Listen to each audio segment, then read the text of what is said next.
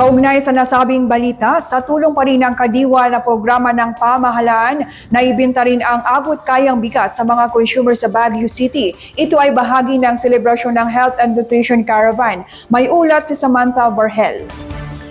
Sa pagdiriwang ng Health and Nutrition Caravan 2025, inilunsad ng City Veterinary and Agriculture Office ang Kadiwa on Wheels sa Baguio City Health Services Office sa T. Alonso Street. Ang isang tao ay maaaring bumili ng 25 kilo ng bigas sa halagang 875 pesos. Dahil sa tulong ng Kadiwa, Piman, libre tiga, libre ang kwan, delivery dito.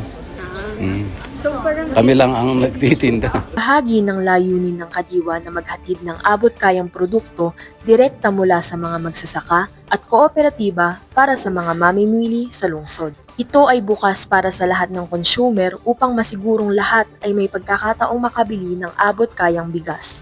Ang Kadiwa kasi hindi yan free. So we are buying it in a subsidized na amount, yung rice, and then yung other vegetable products. So kung gusto ng mga beneficiaries na bumili, they can.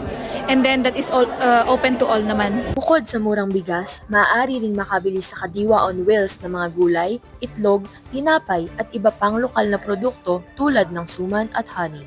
Sa pamamagitan ng programang ito, nabibigyan ng suporta ang mga lokal na magsasaka at naihahatid ang mga produktong agrikultural direkta sa komunidad.